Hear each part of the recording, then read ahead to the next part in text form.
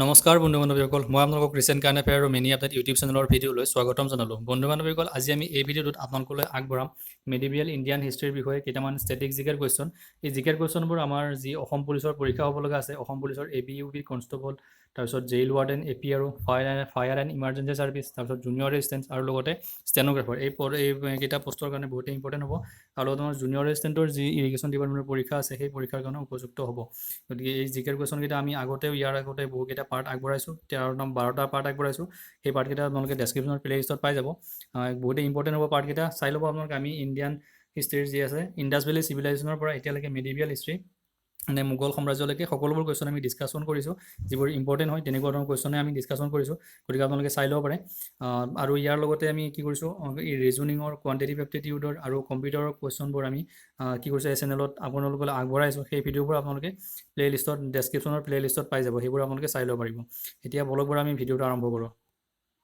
চ' বন্ধু বান্ধৱীসকল, ভিডিঅ'টো আৰম্ভ কৰাৰ আগতে আপোনালোকলৈ এটা অনুৰোধ থাকিলে যে আপোনালোকে কি কৰক, এটা শ্বেয়াৰ আমাৰ বন্ধু বান্ধৱীসকলৰ লগত কৰি দিয়ক। যিসকলে এতিয়ালৈকে আমাৰ ভিডিঅ'বোৰ চাবলৈ পৰা নাই, তেওঁলোকৰ লগত এটা শ্বেয়াৰ কৰি দিব। বহুতেই ইম্পৰ্টেণ্ট হ'ব তেওঁলোকৰ কাৰণেও, গতিকে এটা শ্বেয়াৰ কৰি দিব। এতিয়া আজি প্ৰথম কুৱেশ্যনটো চাওঁ। প্ৰথম কুৱেশ্যনটো সুধিছে battle of Chausa fought between whom. Battle of চাউচাওটো কাৰ মাজত হৈছিলে? ইয়াত অপশ্যনবোৰ চাব, মেদিনী ৰায় আৰু হুমায়ুন, মেদিনী ৰায় আৰু আকবৰ, আকবৰ আৰু হেমু, আৰু হুমায়ুন আৰু শ্বেৰ খান চুৰি। গতিকে ইয়াৰ অপশ্যন যিটো হ'ব, অপশ্যন নম্বৰ ডিটো শুদ্ধ উত্তৰ। হুমায়ুন আৰু শ্বেৰ শ্বাহ খানৰ মাজত বেটল অফ চাউচা হৈছিলে। কেতিয়া হৈছিলে? 1539 AD-ত হৈছিলে। আৰু এই যুদ্ধখনত হুমায়ুন হাৰিছিলে আৰু কোনে? শ্বেৰ শ্বাহ জিকিছিল। গতিকে ইয়াৰ অপশ্যন এইটো ডিটো শুদ্ধ উত্তৰ। কুৱেশ্যন নম্বৰ 1ৰ ডিটো শুদ্ধ উত্তৰ। এতিয়া 2 নম্বৰ কুৱেশ্যনটো চাওঁ। 2 নম্বৰ কুৱেশ্যনটো কৈছে হুমায়ুননামাটো কোনে লিখিছিলে? হুমায়ুননামাটো লিখিছিলে গুলবদন বেগম। আৰু গুলবদন বেগম কোন আছিলে? বাবৰৰ জীয়েক আছিলে। বাবৰ কোন? বাবৰ মোগল সাম্ৰাজ্যৰ প্ৰতিষ্ঠাপক ৰজা। আৰু হুমায়ুন আছিলে মোগল সাম্ৰাজ্যৰ ছেকেণ্ডজন ৰজা। বাবৰৰ আছিলে জীয়েক গুলবদন বেগম আৰু পুতেক আছিলে হুমায়ুন। ভনীয়েকে ভায়েকৰ কাৰণে কিতাপ লিখিছিলে। কিতাপখনৰ নাম কি আছিল? হুমায়ুননামা।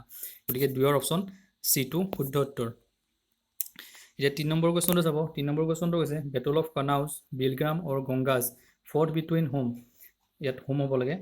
আপোনালোকে চাব, এই বেটল অফ কানাউজক বেটল অফ বিলগ্ৰাম আৰু বেটল অফ গংগাজ বুলিও কয়।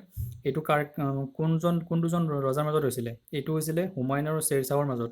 প্ৰথমতে যি বেটল অফ চৌচাত হুমায়ুন হাৰিছিলে। তাৰপিছত এইখন যুদ্ধ হৈছিল 1540-ত, মানে 1 বছৰ পিছত। এই যুদ্ধখনত কি হৈছিলে?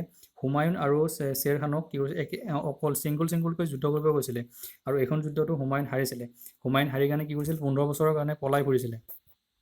গতিকে ইয়াৰ 3ৰ কুৱেশ্যনটো অপশ্যন নম্বৰ ডিটো শুদ্ধ উত্তৰ। এতিয়া 4 নম্বৰ কুৱেশ্যনটো চাওঁ। 4 নম্বৰ কুৱেশ্যনটো কৈছে second battle of Panipat fought between Akbar and Hemu took place in which year. মানে কোনটো চনত এইটো আকবৰ আৰু হেমুৰ মাজত ছেকেণ্ড বেটল অফ পানিপট হৈছিলে? এইটো হৈছিল 1556-ত। বহুতেই ইম্পৰ্টেণ্ট। ফাৰ্ষ্ট বেটল হৈছিল 1526-ত। কাৰ মাজত হৈছিল? বাবৰৰ মাজত হৈছিলে আৰু লোদী বংশৰ শেষৰজন ৰজা ইব্ৰাহিম লোদীৰ মাজত প্ৰথম পানিপটৰ যুদ্ধ হৈছিলে। আৰু ছেকেণ্ডখন হৈছিলে আকবৰ আৰু হেমুৰ মাজত।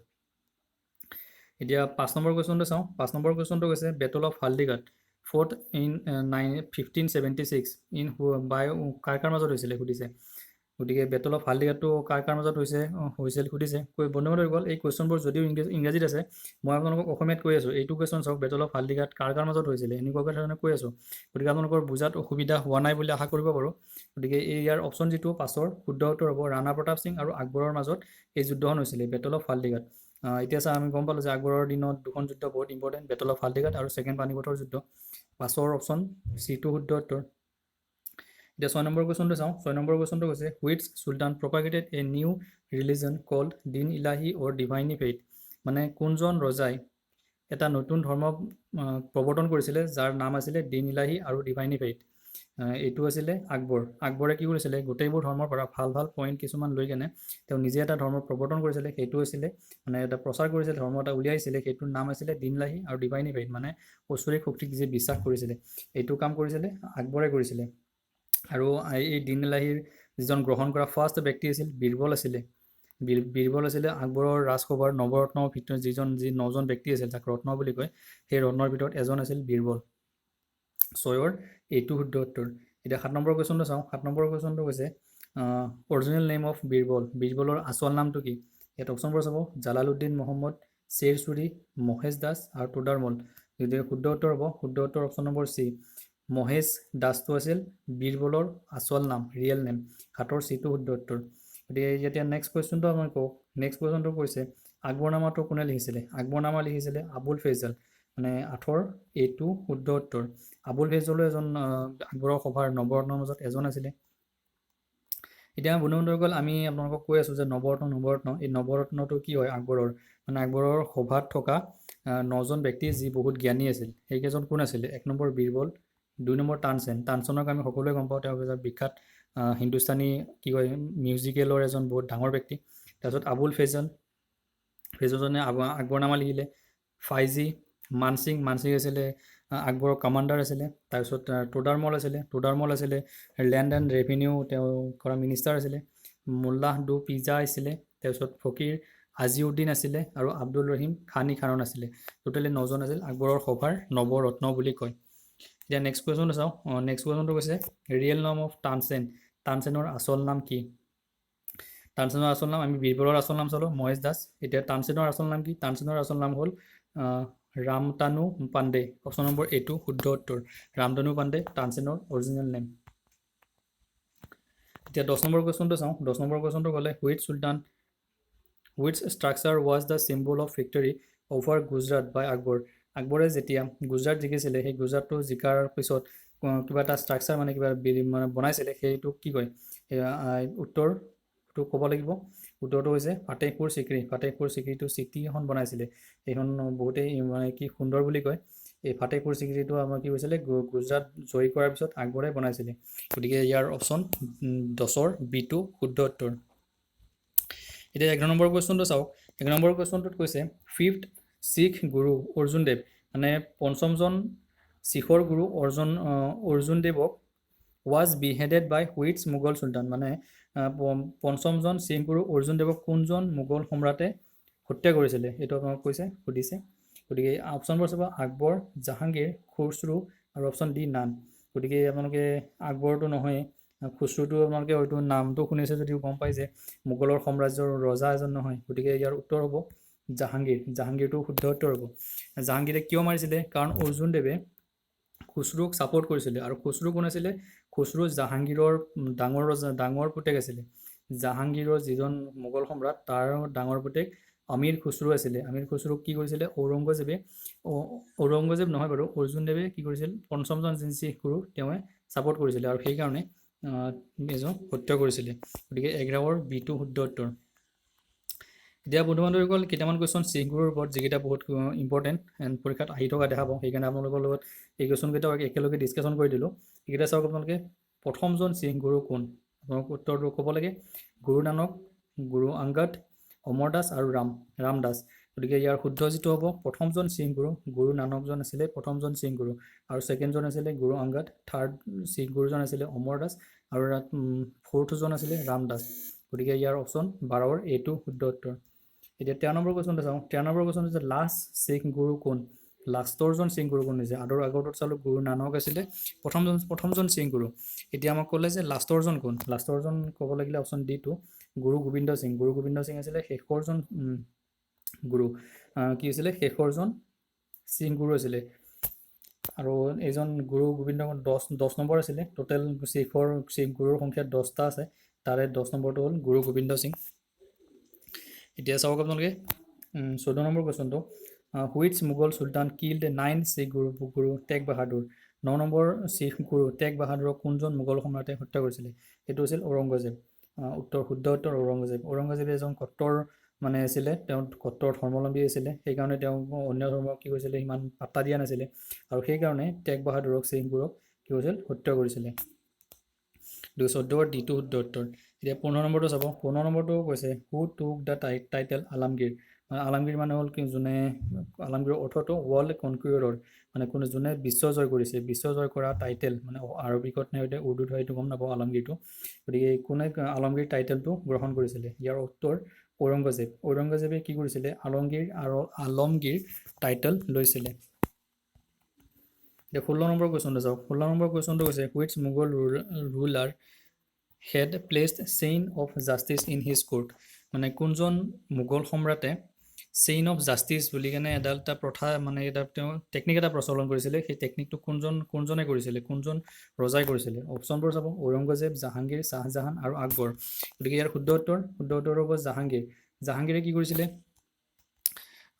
চেইন অফ জাষ্টিছ নামৰ যিটো প্ৰথা মানে টেকনিক এটা লৈছিলে জাষ্টিছ দিবৰ কাৰণে মানুহক তেওঁৰ কোৰ্টত গতিকে এইটো কৰিছিলে জাহাংগীৰে কৰিছিলে এই চেইন অফ জাষ্টিছটো কি আমি চাই লওঁ এবাৰ চেইন অফ জাষ্টিছটো হ'ল মানে এডাল চেইন যিটো আগ্ৰা ফৰ্টৰ লগত বহুত দীঘল এডাল চেইন যিটো আগ্ৰা ফৰ্টৰ লগত মানে কানেক্টেড হৈ থাকে আৰু সেই চেইনটোত কিমান কৈছে 60টা বেলছ থকা বুলি কয় সেই কি কয় যিটো মানে যিজন মানুহে এটা চেইন বজাই দিলে মানে যিজন কোনোবা মানুহে যদি কি কয় মানে তেওঁৰ সভাত যদি জাষ্টিছ পাবৰ কাৰণে যাব বিচাৰে তেনেহ'লে তেওঁ সেই বেলটো বজাই দিব লাগে গতিকে এইটোকে কৈ আছিলে চেইন অফ জাষ্টিছ এটা টেকনিক গ্ৰহণ কৰিছিলে মানুহক জাষ্টিছ দিবৰ কাৰণে এতিয়া চাওক 70 number question which dynasty is known as the golden dynasty of Indian history মানে ইণ্ডিয়ান হিষ্ট্ৰীত গল্ডেন ডাইনেষ্টিক বুলি কোনটো জনা যায় আমি বন্ধুবান্ধৱীসকল এতিয়ালৈকে ইণ্ডিয়ান যি ইণ্ডাছ ভেলী চিভিলাইজেশ্যন তেতিয়াৰ পৰা আমি বহুকেইটা ডাইনেষ্টি পালোঁ ইয়াত কোনটোক গল্ডেন ডাইনেষ্টি বুলি কয় যদি উত্তৰ ক'ব লগা হয় গুপ্তা ডাইনেষ্টিক কি কয় এইটোক গল্ডেন ডাইনেষ্টি বুলি কয় কিয় কয় কাৰণ এই ডাইনেষ্টিটোত মেথামেটিক্সৰ পৰা এষ্ট্ৰনমিৰ পৰা স্কাল্পচাৰিঙৰ পৰা পেইণ্টিঙৰ পৰা সকলো ফালতে কি হৈছিলে ভাৰতৰ বিকাশ হৈছিলে সেইকাৰণে গুপ্তা ডাইনেষ্টি কি কয় গল্ডেন ডাইনেষ্টি বুলি কয় আৰু ইয়াত যি আছিলে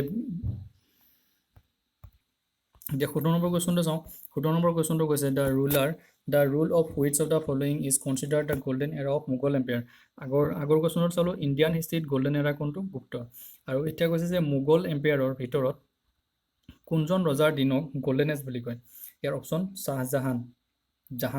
শ্বাহজাহানৰ যিটো মানে তেওঁ শ্বাহজাহানে যিমান কাল শাসন কৰিছিলে সেইটোক মোগল সাম্ৰাজ্যৰ ভিতৰত গল্ডেন এজ বুলি কয় কিয় কয় তেওঁৰ এই সাম্ৰাজ্যৰ ভিতৰত যেতিয়া তেওঁ শ্বাহজাহানে ৰাজত্ব কৰিছিলে শ্বাহজাহানে ৰাজত্ব কৰাৰ সময়ত এইটো 1628 পৰা 1658লৈকে এইটো সময়ত মানে সকলোতে শান্তি আছিলে আৰু লগতে কোনো ধৰণৰ ফৰেইন এটাক হোৱা নাছিলে আৰু লগতে তেওঁ কি কৰিছিলে বহু ধৰণৰ ৰাস্তা কেনেলছ আৰু চাৰাইজবোৰ তেওঁ কি কৰিছিলে বনাইছিলে গতিকে সেইকাৰণে মোগল সাম্ৰাজ্যৰ শ্বাহজাহানৰ দিনটোক গল্ডেন এৰা বুলি কয় এতিয়া 18 নম্বৰ কুৱেশ্যনটো হৈছে who among the following led the foundation of Shalimar Nishat garden in Kashmir Shalimar Nishat বুলি যিখন গাৰ্ডেন আছে এই গাৰ্ডেনটো কাশ্মীৰত আছে কোনজন ৰজা ইয়াৰ ফাউণ্ডেশ্যনটো ৰাখিছিল ইয়াৰ অপশ্যন জাহাংগীৰে ইয়াৰ কি কৰিছিলে ফাউণ্ডেশ্যনটো ৰাখিছিলে গতিকে বন্ধুসকল এনেকুৱা ধৰণৰ কুৱেশ্যন আমি কেতিয়াবা পৰীক্ষাত অহা দেখা পাওঁ গতিকে আপোনালোকে চাই ল'ব এবাৰ আৰু যিকেইটা কুৱেশ্যন বাকীকেইটা কুৱেশ্যন চোৱাৰ আগতে আপোনালোকক কওঁ আপোনালোকে 100টা যদি ভিডিঅ'টো এতিয়ালৈকে লাইক কৰা নাই ভিডিঅ'টো প্ৰথমতে লাইক কৰি লওক আৰু যদি চেনেলটো ছাবস্ক্ৰাইব কৰি লোৱা নাই চেনেলটো ছাবস্ক্ৰাইব কৰি ল'ব আৰু কাষতে যদি বেল আইকন আছে বেল আইকনটো দবাই ন'টিফিকেশ্যনবোৰ অন কৰি ল'ব এনেকুৱা ধৰণৰ কুৱেশ্যন আমি ডিছকাশ্যন কৰি থাকোঁ গতিকে আপোনালোকে ইম্পৰ্টেণ্ট হ'ব আপোনালোকৰ কাৰণে আৰু 100টা শ্বেয়াৰ আপোনালোকৰ বন্ধু বান্ধৱীসকলত কৰি দিব বুলি আশা কৰিলোঁ গতিকে এতিয়া নেক্সট কুৱেশ্যনটো চাওঁ নেক্সট কুৱেশ্যনটো কৈছে 19 নম্বৰটো যে in whose time the Mughal empire ৰিটছ দ্য টেৰিটৰিয়েল ক্লাইমেক্স মানে কোনজন মোগল ৰজাৰ দিনত মোগল সাম্ৰাজ্যে অতি বেছি বিস্তৃত লাভ কৰিছিলে সেইটো হৈছিল ঔৰংগজেবে কি টাইটেল লৈছিলে আলমগীৰ টাইটেল লৈছিলে আৰু তেওঁৰ দিনতে কি হৈছিল টেৰিটৰিয়েল ক্লাইমেক্সটো লাভ কৰিছিলে মেক্সিমাম তেওঁ মানে কি সাম্ৰাজ্যখন প্ৰসাৰ কৰিছিলে 19ৰ যিটো চিটো শুদ্ধ উত্তৰ এতিয়া চাওক আপোনালোকে আমি 20 নম্বৰ কুৱেশ্যনটো চাওঁ 20 নম্বৰ কুৱেশ্যনটো কৈছে who was the last ruler of Mughal empire Mughal সাম্ৰাজ্যৰ লাষ্টৰজন ৰজা কোন ইয়াৰ অপশ্যনবোৰ চাব বাহাদুৰ শ্বাহ দ্বিতীয় ঔৰংগজেব আকবৰ শ্বাহ দ্বিতীয় আৰু নান গতিকে ইয়াৰ উত্তৰ যিটো হ'ব অপশ্যন নম্বৰ এইটো শুদ্ধ উত্তৰ বাহাদুৰ শ্বাহ দ্বিতীয় মোগল সাম্ৰাজ্যৰ লাষ্টৰজন ৰজা আৰু তাৰ লাষ্টৰ ছেকেণ্ডজন মানে দ্বিতীয় লাষ্টৰ আগৰজন ৰজা কোন আছিল আকবৰ শ্বাহ দ্বিতীয় গতিকে এইটো মই আপোনালোকৰ কাৰণে ইয়াত অপশ্যনত লিখি দিলোঁ গতিকে 20ৰ অপশ্যন যিটো এইটো শুদ্ধ উত্তৰ এতিয়া 21 নম্বৰটো চাওঁ 21 নম্বৰটো হৈছে who was the last powerful ruler of Mughal empire Mughal সাম্ৰাজ্যৰ লাষ্টৰজন পাৱাৰফুল ৰুলাৰ বুলি ক'লে কাক ক'ব লাগিব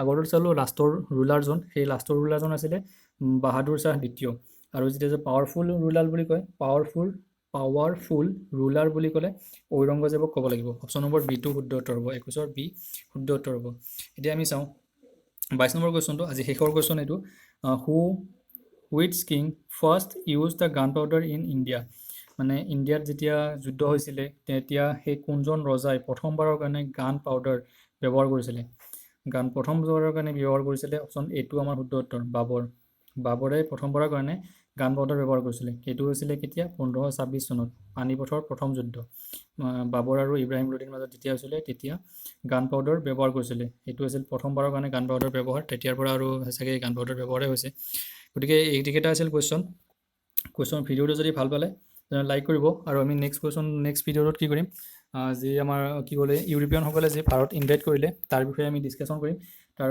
যিবোৰ ইম্পৰ্টেণ্ট কুৱেশ্যন হয় সেইবোৰ চাম তাৰপিছত আমি ইণ্ডিয়ান ফ্ৰীডম ষ্ট্ৰাগলৰ বিষয়ে কুৱেশ্যনবোৰ চাম গতিকে এইকেইটা ভিডিঅ' আমি কুৱেশ্যন আপোনালোকে আগবঢ়ালোঁ আপোনালোকে যদি ভিডিঅ'টো ভাল পায় লাইক কৰি দিব আৰু শ্বেয়াৰ কৰিবলৈ নাপাহৰিব ভিডিঅ'টো ইমানতে সমাপ্ত কৰোঁ আপোনালোকৰ দিনটো উপভোগ থেংক ইউ ধন্যবাদ